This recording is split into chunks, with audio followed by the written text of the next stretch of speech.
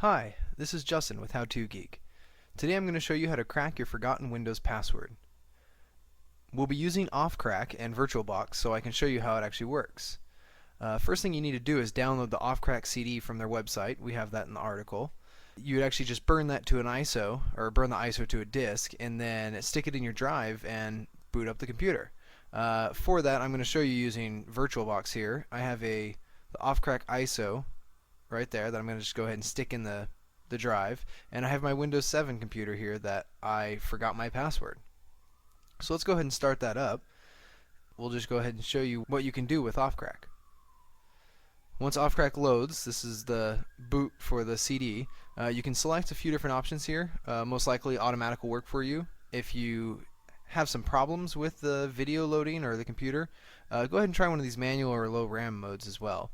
For this machine though, we'll go ahead and choose automatic. This is a great tool if you did forget your password, or for some reason you can't reset your password using a combination of other tools that we also have walkthroughs for.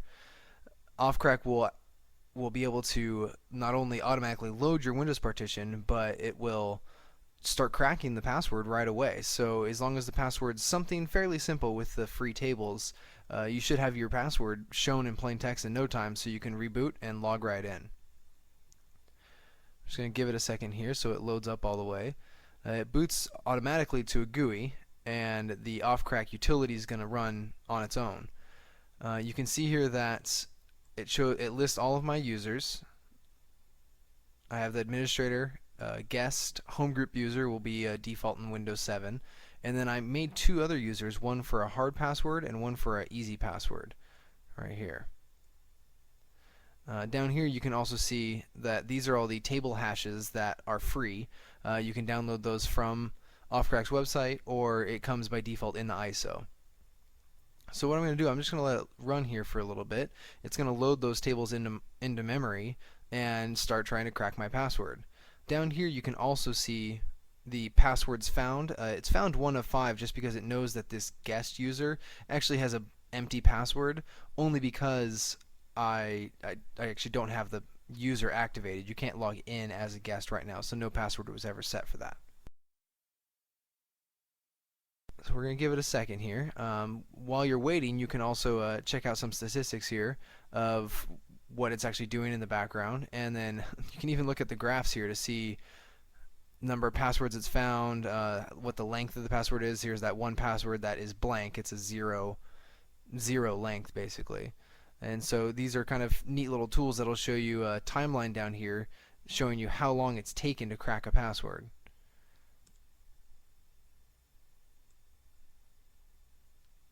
So it's been about 1:30 since the machine's been booted and trying to actually crack the password. And usually this easy password will happen, for me at least, the password that I set will happen about a minute and a half to 2 minutes. So we're going to give it just a second here.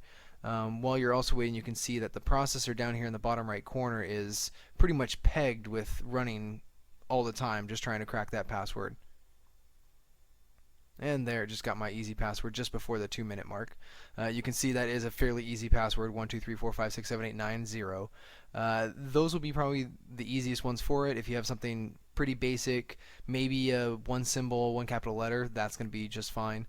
With the free tables, Ophcrack never actually found my hard password, which was so long that I honestly did forget that password.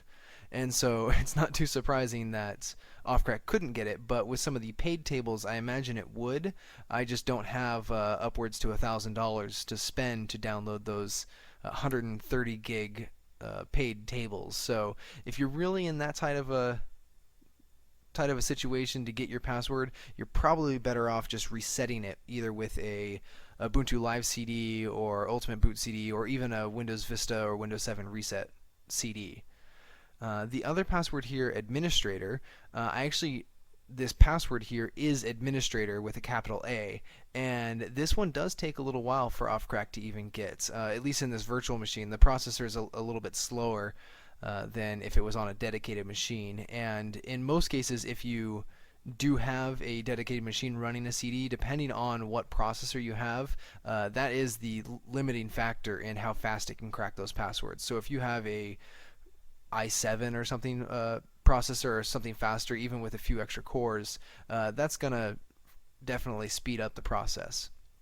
But even then, while you're waiting, you still do have a few things like a full web browser down here. You have Firefox available if you need to browse the web or do something else, look up possibly other password generators. You can't reset any passwords from here, but you can just view the passwords. So there's Firefox loaded up for you, and then you have a few other tools inside of this live CD. I don't know why you would want a music player, but you have it, as well as a wonderful little Sudoku game just to pass the time. So you can just go ahead and fill that out and kill some time while your passwords sit here and crack.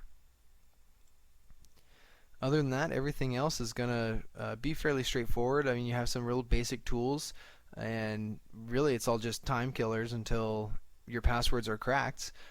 In my case, though, because this easy password is already, the password's already found, and I know that this user is an administrator on the computer, I don't even need to wait for the rest of this machine to finish. The administrator password typically for me was taking about 20 to 30 minutes, and then the entire process took about an hour, and at the very end the hard password just says not found.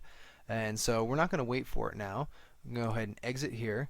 It says any key to continue. Go ahead and hit any key, and then yes to restart.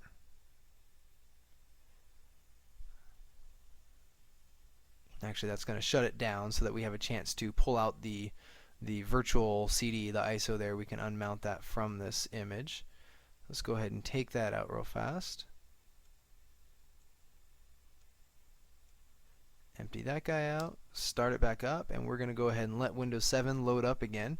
And as soon as it loads up, we'll get to our password prompt, and we'll see that 123456789 should work just fine for our easy password user. And from that point, because it's an administrator, we can reset other things. If that user wasn't an administrator, you still might be having some problems getting access to certain files.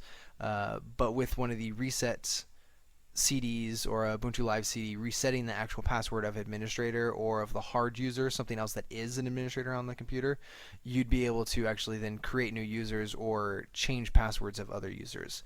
But limited users, like a normal non-administrator user, would not have access to reset another user's password.